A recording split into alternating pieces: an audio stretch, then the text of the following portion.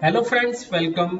आज हम करेंगे क्लास 9th मैथमेटिक्स का चैप्टर नंबर 1 नंबर सिस्टम, जिसमें हम पढ़ने वाले हैं एक्सरसाइज 1.6। एक्सरसाइज 1.6 शुरू करने से पहले कुछ कॉन्सेप्ट देख लेते हैं जो कि आपके एक्सरसाइज 1.6 में यूज होंगे। यहाँ पर देखिए, आपको कोई भी एक नंबर दिया है जो कि आपका एक रियल नंबर है, ग्रेटर देन 0 है। उसकी पावर m अपॉन में n दी है, यानी कि फ्रैक्शंस में उसकी पावर दी है।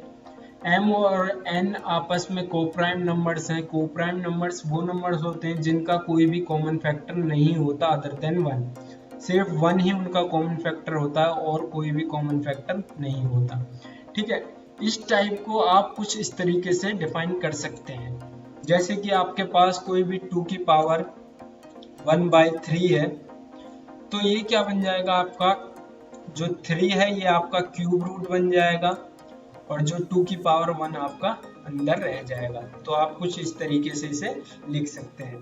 यहाँ पर एक और तरीका दिया है, आप इसको कुछ इस तरीके से भी लिख सकते हैं। ठीक है, नेक्स्ट देखिए, अगर आपके पास दो नंबर्स हैं और दोनों सेम नंबर्स हैं तो आप उनको बेस बुला सकते हो, वो बेस कह सकते हो। उसकी पावर अगर आपके पास डिफरेंट है और आप उन दोनों नंबर्स को मल्टीप्लाई करते हैं तो पावर्स ऐड हो जाती है।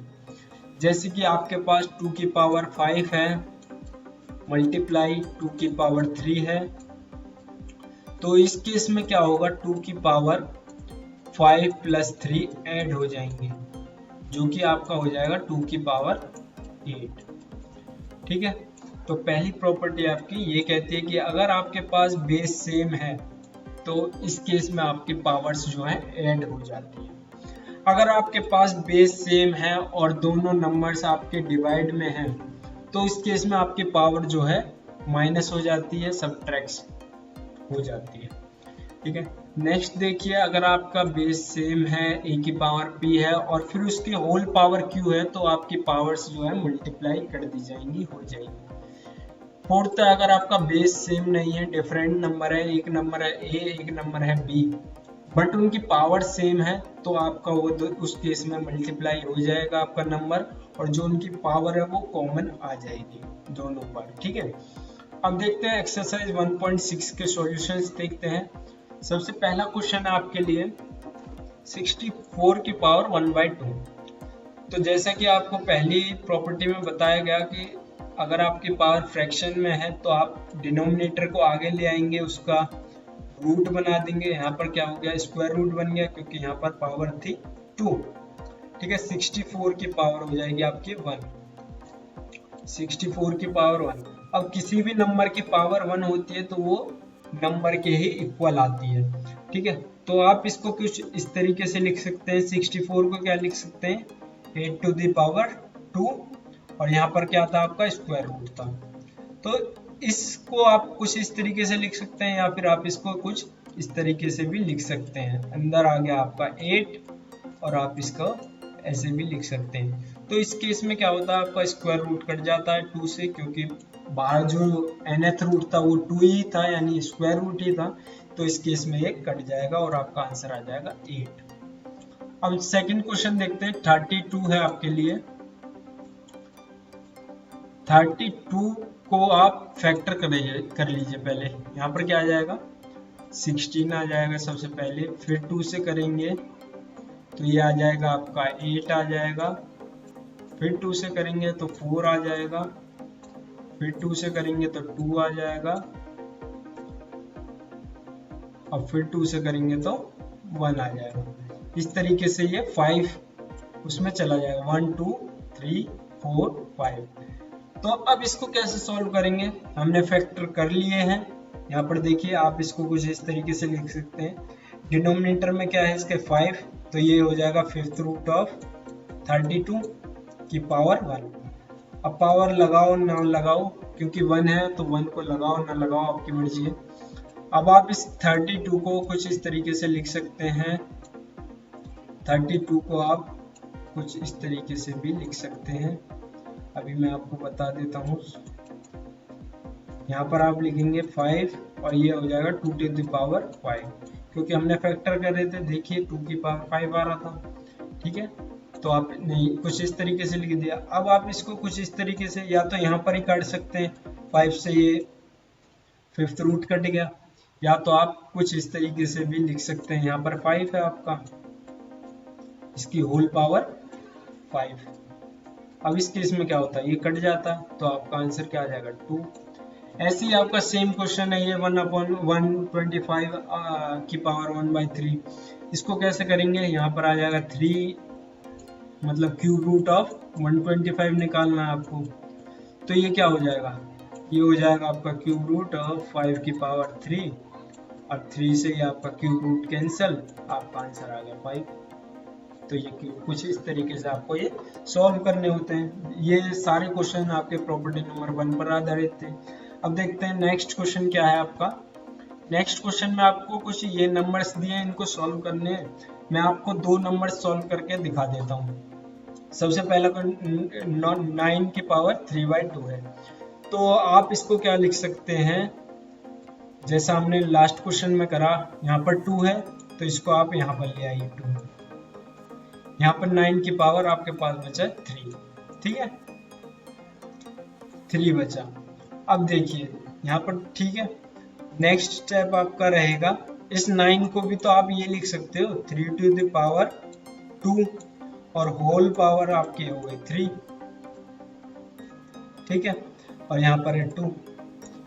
तो अब आप क्या करेंगे, यहाँ पर तो 3 है, आप इसको कर दीजिए 3 टू द पावर 3, और अंडर रूट आपका रहेगा, और होल पावर कर दीजिए 2।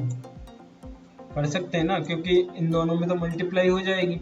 तो इस वाली को मैंने कॉमन पावर ले लिया। अब इस रूट 2 से ये वाला रूट 2 में, मतलब कि स्क्वायर से ये रूट कट जाता है, तो आपके पास क्या बचा 3 टू द पावर 3, जिसका आंसर होता है 27। 3 टू द पावर 3 27 होता है, 3 3 जा 9, 3 जा 27।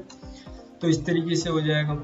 इसके बाद ये वाला दिखा देता हूँ मैं 32 वाला, जैसे कि हमने लास्ट क्वेश्चन में भी करा था, 1/25 था। तो इसका डायरेक्ट हो जाएगा कैसे, 5 आपको बाहर लिखना है, मतलब कि फिफ्थ रूट बन जाएगा आपका, और ये हो जाएगा की पावर 5, ठीक है, की होल पावर 2। यहाँ पर 2 दे रखा है ना न्यूमरेटर में, तो यहाँ पर आ गया 2। अब आपको क्या करना है, 5 को आपको कॉमन पावर ले आना है, यहाँ पर 2 की पावर ये 2 आ जाएगा, यहाँ पर कॉमन पावर आ जाएगी आपकी 5, और ये हो जाएगा फिफ्थ रूट। 5 से आपका फिफ्थ रूट कट जाएगा, और यहाँ पर 2 की पावर 2 बचेगा, 2 की पावर 2। तो आपका आंसर आ जाएगा 2 टू द पावर 2 4, ठीक है। इस तरीके से आपको ये क्वेश्चंस करने हैं। बाकी के 2 क्वेश्चंस आप खुद करेंगे। ये वाला बता देता हूँ मैं आपको 4, यहाँ पर है आपकी पावर माइनस में है, तो आप इसको क्या लिख सकते हैं, 1/125 की पावर 1/3। इसका मतलब ये हो गया, ठीक है। अब क्या करेंगे, अब आपको क्या करना है, जैसा आप अभी तक करते आ रहे थे, आपको सिर्फ 1/ में ये सेम प्रोसेस करनी है। यहाँ पर हो जाएगा आपका 5 की पावर 3, और ये आपका 3 जो है ये यहाँ पर आ जाएगा, और इस 3 से आपका ये 3 हट जाएगा, तो आपका आंसर आ जाएगा 1/5। क्वेश्चन नंबर 3 आपको खुद करना है। इसका आंसर आपको मिलता है तो मुझे कमेंट सेक्शन में जरूर बताइएगा, ठीक है। नेक्स्ट क्वेश्चन देखिए, जो कि आपका लास्ट क्वेश्चन है। इसमें आपको सिंप्लीफाई करना है इस आंसर को। तो मैं क्वेश्चन नंबर 1 बता देता हूँ आपको, उसके बाद आप खुद कर पाएंगे, ठीक है। 2 टू द पावर 2/3 दिए, और 2 की पावर 1/5 दिए। जैसा कि मैंने कहा था कि यहाँ पर बेस सेम दे रखा है, तो बेस सेम में क्या होता है, पावर्स मल्टीप्लाई प्लस कर दी जाती हैं, ठीक है। यहाँ पर बेस सेम है और दोनों इंटीजर्स हैं, रियल नंबर है, तो आपकी पावर जो है वो ऐड हो जाएंगी।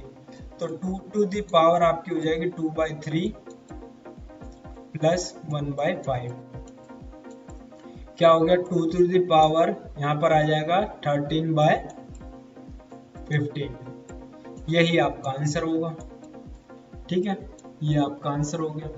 इसके बाद ये वाला भी बता देता हूँ मैं, 1/3 की होल पावर 3, ठीक है। होल पावर क्या है आपकी 7। अब इस केस में क्या है, मैंने आपको बताया था कि जब कभी भी आपके पास नंबर्स, जो आपके पास नंबर है उसकी जो कॉमन पावर है वो आपकी मल्टीप्लाई में चली जाती है आपकी अंदर वाली पावर से। ठीक है, होल पावर जो है वो आपकी मल्टीप्लाई हो जाती है उसकी पावर से। जैसे कि यहाँ पर 1/1 के पावर 7 हो जाएगा और यहाँ पर भी 3 की पावर 3 से इसकी मल्टीप्लाई कर दी जाएगी। तो यहाँ पर आपका आंसर क्या हो जाएगा, 1/3 टू द पावर 21। ये आपका आंसर हो जाएगा। थर्ड क्वेश्चन है आपका 11 की पावर 1/2 अपॉन में 11 की पावर 1/4। इसमें आप देख रहे हैं कि इसका बेस सेम है। ठीक है, बेस सेम है और आप फ्रैक्शन में है, तो क्या होता था, जो नीचे वाली पावर है वो ऊपर जाके माइनस में हो जाते थे, इन दोनों का सब्ट्रैक्शन हो जाता था। तो ये क्या होगा, 11 की पावर 1/2 माइनस 1/4 हो जाएगा। ठीक है, तो 11 की पावर क्या आ जाएगा आपके पास, 1/2 में से 1/4 गया तो क्या बचेगा आपके पास, 4 - 2 2/8, यानी कि 1/4 आपके पास बचेगा। तो क्या आ जाएगा आपके पास, 11 की पावर 1/4। या तो आप ऐसे लिख दीजिए या इसको आप ऐसे लिख दीजिए। ठीक है, दोनों एक ही बात है, आप किस तरीके से भी लिख सकते हैं। तो ये आपका आंसर हो जाएगा। नेक्स्ट क्वेश्चन है, इसमें देखिए लास्ट प्रॉपर्टी पर बेस है ये, 7 की पावर 1/2 और 8 की पावर 1/2। इसमें क्या है, जो नंबर है आपका बेस है जो आपका वो डिफरेंट है और पावर आपकी सेम है। तो इस केस में क्या होता था, नंबर्स की आपस में मल्टीप्लाई हो जाती थी 7 × 8। ठीक है, और जो इनकी पावर होती थी वो कॉमन आ जाती थी 1/2।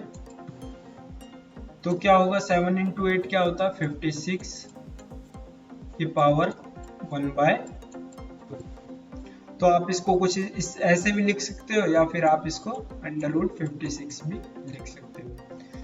सो गाइस, इस तरीके से आपको ये क्वेश्चंस करने हैं। आपकी सारी एक्सरसाइज कंप्लीट हो गई है चैप्टर नंबर 1 की। लास्ट वीडियोस में हमने एक्सरसाइज 1.1, एक्सरसाइज 1.2, 1.3, 1.4, 1.5 कवर कर ली थी। नेक्स्ट वीडियो में हम चैप्टर नंबर 1 के एमसीक्यूज देखेंगे, उनके सॉल्यूशंस करेंगे और उनको सीखने की कोशिश करेंगे। आपको दोबारा से प्रैक्टिस हो जाएगी, आप उस वीडियो को जरूर देखिएगा।